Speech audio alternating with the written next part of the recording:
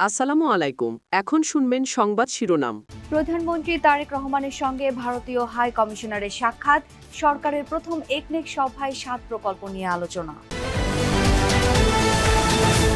গণভোটের রায় অস্বীকার করে নতুন ফ্যাসিবাদের যাত্রা শুরু হয়েছে, মন্তব্য জামায়াত আমিরের। সংসদে সংরক্ষিত নারী আসনের ভোট 12ই মে। তেলের জন্য ফিলিং স্টেশনে দীর্ঘ অপেক্ষা, বন্ধ অনেক পাম্প। জামালপুরে মোটরসাইকেল চালকদের বিক্ষোভ, সড়ক অবরোধ।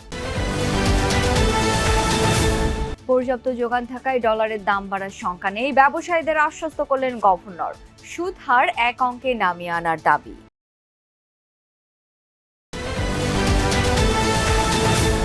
এতক্ষণ শুনছিলেন সংবাদ শিরোনাম, এবার বিস্তারিত। সচিবালয়ে প্রধানমন্ত্রী তারেক রহমানের সাথে সৌজন্য সাক্ষাৎ করেছেন বাংলাদেশে নিযুক্ত ভারতীয় হাই কমিশনার প্রণয় ভার্মা। বৈঠকে পাইপলাইনের মাধ্যমে ভারত থেকে ডিজেল আমদানি আরও বাড়ানোর বিষয়ে আলোচনা হয়েছে। সকালে এক ব্রিফিংয়ে প্রধানমন্ত্রীর পররাষ্ট্র উপদেষ্টা হুমায়ুন কবির জানান, প্রধানমন্ত্রী তারেক রহমানকে ভারতের প্রধানমন্ত্রী নরেন্দ্র মোদীর শুভেচ্ছা পৌঁছে দেন দেশটির হাই কমিশনার। বাংলাদেশ ভারতের সাথে নতুন ধরনের সম্পর্ক গড়ে তুলতে চাই বলে জানান উপদেষ্টা হুমায়ুন কবির। এক্ষেত্রে পারস্পরিক আস্থা ও ইতিবাচক মানসিকতার উপর জোর দেন প্রধানমন্ত্রী। হুমায়ুন কবির আরও বলেন, শেখ হাসিনার বিষয়টি বর্তমানে আইনি প্রক্রিয়াধীন। তিনি বাংলাদেশে রাজনৈতিকভাবে মৃত, তবে বৈঠকে এই নিয়ে বিস্তারিত আলোচনা হয়নি। এদিকে ইন্ডিয়ান ওশান সামিটে অংশ নিতে আগামীকাল মরিশাস যাচ্ছেন পররাষ্ট্রমন্ত্রী ও প্রধানমন্ত্রীর পররাষ্ট্র বিষয়ক উপদেষ্টা। এ সময় তারা ভারতের সৌজন্য সফরও করবেন।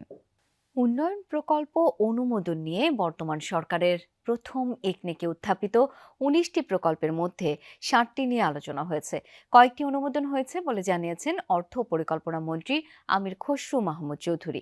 দুপুরে সচিবালয়ে একনেক বৈঠক শেষে ব্রিফিংয়ে কথা জানান তিনি। বলেন, যত দ্রুত সম্ভব পুরনো প্রকল্পগুলো শেষ করা হবে। নির্বাচনী ইশতেহার ধারণ করে অতি শীঘ্রই নতুন প্রকল্প হাতে নেওয়া হবে। এ সময় প্রধানমন্ত্রীর উপদেষ্টা রাশেদ তিতুমির বলেন, বার্ষিক উন্নয়ন কর্মসূচি বাস্তবায়নের বেহাল অবস্থা, রাজনৈতিক বিবেচনায় অনেক প্রকল্প নেওয়া হয়েছিল। প্রধানমন্ত্রীর নির্দেশে একটি কমিটি গঠন করা হয়েছে। এই কমিটি 1300-র অধিক প্রকল্প বিশ্লেষণ করে প্রকল্পগুলোর যৌক্তিকতা যাচাই বাছাই করবে। সকালে 24 সদস্যের একনেকে সভাপতিত্ব করেন প্রধানমন্ত্রী তারেক রহমান। সার্বজনীন সামাজিক অবকাঠামো উন্নয়ন প্রকল্পে ব্যয় হতে পারে প্রায় 1,500 কোটি টাকা। সীমান্ত সড়ক নির্মাণের জন্য প্রস্তাব রয়েছে 3650 কোটি টাকার। এর বাইরে রাজধানীতে পানি সরবরাহ প্রকল্প নিয়েও আলোচনা হয়। মাননীয় অ্যাডভাইজার অর্থ মন্ত্রণালয়, ওনাকে দিয়ে একটা কমিটি করা হয়েছে। আমরা সব প্রকল্প আমরা ইভ্যালুয়েশন করছি।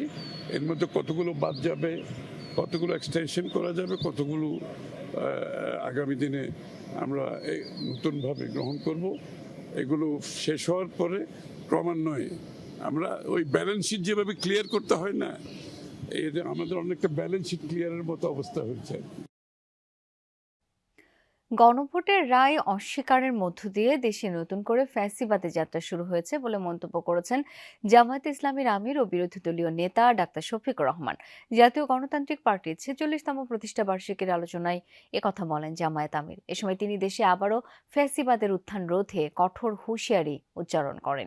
জাতীয় প্রেস ক্লাব মিলনায়তনে আয়োজিত অনুষ্ঠানে জামায়াত আমির বলেন, বাংলাদেশের জন্য আরও যদি রক্তমূল্য দিতে হয় তা দিতে প্রস্তুত রয়েছেন তারা। তবু এদেশের মাটিতে ফ্যাসিবাদকে আর ফিরে আসতে দেওয়া হবে না বলে উল্লেখ করেন তিনি। ডাক্তার শফিকুর রহমান আরও বলেন, যেদিন থেকে গণভোটের রায়কে অস্বীকার করা হয়েছে সেদিন থেকে দেশে নতুন করে ফ্যাসিবাদের যাত্রা শুরু হয়েছে। সংসদ মানুক আর না মানুক 11 দলীয় জোটের মাধ্যমে গণভোটের সেই রায় বাস্তবায়ন করেই ছাড়বেন তারা। কোনো নির্দিষ্ট গোষ্ঠী, দল বা গোষ্ঠীর স্বার্থে নয়, বরং দেশের সার্বভৌমত্ব রক্ষায় এই আন্দোলন চলবে বলে জানান বিরোধী দলীয় নেতা। আমরা হার পক্ষে ছিলাম, আমরা হার পক্ষে আছি। আমরা জনগণের সুপ্রিম উইলে আমরা সম্মান দেখিয়েছি, আমরা দেখিয়ে যাব। এই সংসদ মানুক আর না মানুক, গণভোটের রায় আমরা বাস্তবায়ন করব, আদায় করে ছাড়বো ইনশাআল্লাহ। বিচার বিভাগের 3টি অধ্যাদেশ বাতিলের মাধ্যমে বিচার বিভাগের স্বাধীনতা বাতিলের খাতায় ফেলে দিয়েছে সরকার, এমন অভিযোগ করেছেন টিআইবির নির্বাহী পরিচালক ডক্টর ইফতেখারুজ্জামান। সকালে রাজধানীর ধানমন্ডির মাইডাস সেন্টারে এক সংবাদ সম্মেলনে তিনি উদ্বেগের কথা জানান। সরকার যে অবস্থানটি নিয়েছে বিচার বিভাগ সংক্রান্ত অধ্যাদেশগুলোকে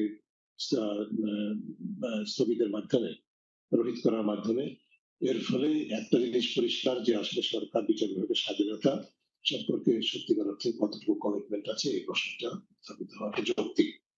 এবং এই বিষয়টিকে একেবারেই বাতিল করার মতো একটা পরিস্থিতি ঝুঁকি সৃষ্টি হয়েছে এখন। এই 3টি অধ্যাদেশের ক্ষেত্রে সরকার সরাসরি কোনো টাইমলাইনও ঠিক করেনি, যেগুলো অন্য ক্ষেত্রে হয়েছে, যেটি উদ্বেগজনক বা ভবিষ্যতে করা হবে, কিভাবে করা হবে ইত্যাদির কোনো ইঙ্গিত আমরা এখন পর্যন্ত পাইনি। ত্রয়োদশ জাতীয় সংসদের সংরক্ষিত নারী আসনে নির্বাচনের তফসিল ও ভোটের তারিখ ঘোষণা করেছে নির্বাচন কমিশন। তফসিল 8 এপ্রিল এবং ভোট 12 মে বলে জানিয়েছেন নির্বাচন কমিশনের সিনিয়র সচিব আক্তার আহমেদ। রাজধানীর আগারগাঁওয়ে নির্বাচন ভবনে কমিশনের 11তম সভায় মোট 5টি আলোচ্য সূচি ছিল, যেখানে গুরুত্ব পায় ত্রয়োদশ জাতীয় সংসদের সংরক্ষিত মহিলা আসনের নির্বাচন এবং প্রাসঙ্গিক বিষয়াদি। সংসদ নির্বাচনী সামগ্রী কমপক্ষে 1 বছর সংরক্ষণ করে রাখতে হবে বলেও রিটার্নিং অফিসারদের জানানো হয়। এরপর আদালতের নির্দেশ অনুযায়ী বাকিটা হবে। এ পর্যন্ত নির্বাচনী মামলা হয়েছে 50টি বলে জানান সিনিয়র সচিব আক্তার হোসেন। মামলার নিষ্পত্তি না হওয়া পর্যন্ত এই সামগ্রী সংরক্ষণের নির্দেশনা দেওয়া হয়। আগামী 9 এপ্রিল শেরপুর ও বগুড়া নির্বাচন নিয়ে চিন্তিত হওয়ার কিছু নেই বলে জানান তিনি।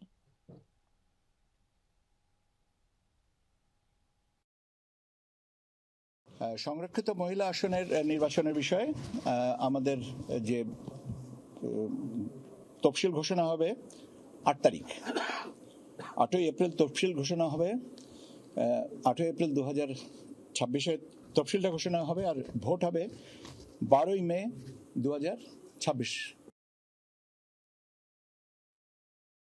জ্বালানি তেলের জন্য দীর্ঘ সারি এখন চিরচেনা দৃশ্য হয়ে দাঁড়িয়েছে।